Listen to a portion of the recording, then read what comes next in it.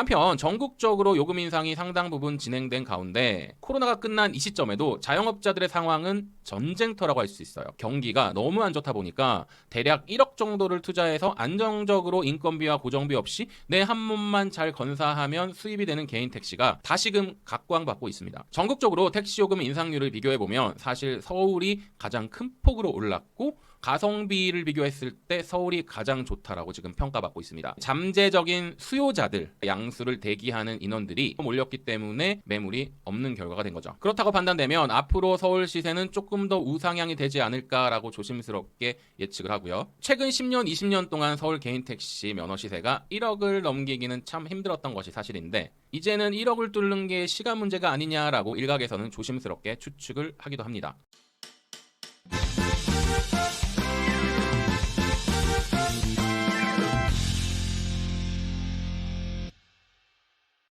그렇다면 지금 이 시점에서 가장 난감한 사람은 누구이며 도대체 어떤 해결책이 있을까요? 차량이 다 돼 가시는 분들, 당장 차를 뽑아야 되는데 선택지는 없어. 비싼 차밖에 없어. 이런 분들, 이제 막 개인 택시를 시작해야 되는데 차 수배가 안 돼요. 개인 택시를 할 수가 없어요. 그런 분들을 위해서 일단 현 시점에서 현실적인 답변을 제가 생각해봤습니다. 자, 지금부터는 대폐자를 앞둔 개인 택시 사장님들, 개인 택시 인허가는 났는데 차량이 수배되지 않아서 개인 택시를 시작하지 못하시는 분들, 나는 곧 죽어도 전기차는 싫어요. 그랜저 너무 비싸서 싫어요. 이런 분들을 위한 가장 현실적인 대답이 아닐까라고 생각이 됩니다. 중고 소나타 2년 이내의 LPI 모델을 알아본다. 네, 맞습니다. 중고 소나타 일단 2년 이내의 매물을 알아보셔야 되는데 승용차도 상관이 없죠. 국토부에서 지난 3월 법령이 바뀌었기 때문에 이 차량을 용도 변경 등록만 해주시면 돼요. 만약에 다른 사람 차를 샀을 경우는 신차 기준으로 이전비가 약 50만 원 안쪽이 들어가고요.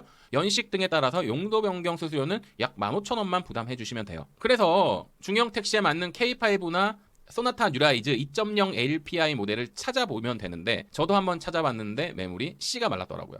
이 방법은 현재 법상으로는 가장 지혜로운 방법이나 매물 자체가 없기 때문에 쉽지는 않은 방법이 될 것 같습니다. 두 번째 대안 기아 K5. 네, 그렇습니다. 두 번째 대안은 K5인데요. 여러분께서 아시다시피 다양한 종류가 있고 소나타 뉴라이즈에 대적할 만한 합리적인 가격을 갖고 있는 아주 좋은 차량이에요. 그런데 여러분도 아시다시피 택시형 모델이 없고 가장 저렴한 모델이 2,700만 원부터 시작을 합니다. 택시형이 없기 때문에 이 2,700만 원 깡통 모델 자체가 부가세 혜택을 못 받게 되는 거죠. 이 가격은 기존 뉴라이즈 풀 옵션 가격과 맞먹고요. 굉장히 애매한 가격이라고는 할 수 있습니다. 판단은 여러분의 몫이고요. 납기는 약 2달 정도 걸린다고 해요. 자, 그런데 부가세 혜택을 못 받더라도 DH보다 100만 원이 저렴하니까 DH를 뽑건 K5를 뽑건 부가세 혜택을 현재 상황에서는 못 받는 건 매한가지입니다. 어찌됐건 현재 상황은 차값만 올라갔고 신차를 뽑는데 소나타급이 거의 3천만 원 가까이 지불해야지 중형 택시를 뽑을 수 있는 이런 상황이 된 겁니다. 세 번째 대안입니다. 스포티지 LPG, 스포티지 하이브리드. 네, 그렇습니다. 세 번째 대안은 스포티지 LPG나 스포티지 하이브리드를 뽑는 방법이 있는데요. 이 두 차량 다 택시 사업자로 등록을 하면 면세 처리가 가능하니까 좋은 대안이 될 수는 있겠으나 단지 이 두 차량 다 단점이 극명하죠. 스포티지 같은 경우는 차고가 높고 세단이 아니기 때문에 일부 노령의 분들이 차를 타고 내리다가 다칠 수 있는 이런 상황도 벌어질 수가 있고요. 승차감이 세단에 비해서 조금 떨어진다는 단점은 있을 수 있겠으나 현실적인 대안에서 지금 현재 상황에서 스포티지 LPG를 많은 분들이 뽑고 있다고 해요. 현 상황에서 스포티지 LPG가 강력한 대안이 될 수 있습니다. 네 번째 대안을 제시합니다. K5 하이브리드 모델은 어떠세요?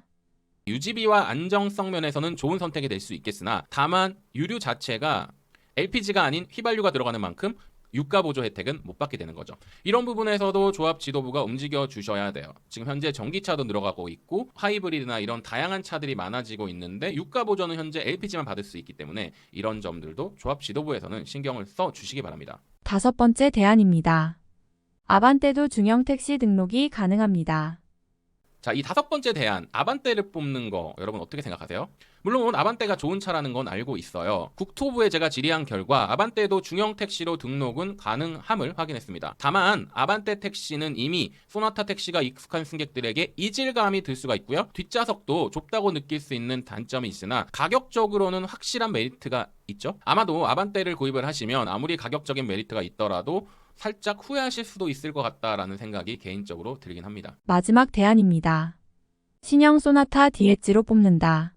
자, 마지막으로 3천만 원짜리 디엣지를 그냥 뽑는 방법이 있는데요. 이거는 제가 개인적으로 비추천을 드립니다. 왜냐하면 현대에서 택시 모델을 조속히 생산한다는 발표도 있었고 현대차 내부적으로도 내년에 소나타 디엣지 모델을 택시로 변경해서 생산한다는 카더라 통신도 있고 현재 차량은 여객자동차 운수사업법 48조에 의거 시도지사는 자동차의 제작 조립이 중단되거나 출고가 지연되는 등 부득이한 경우에 6개월의 범위 내에서 차량을 초과해서 운행할 수 있다.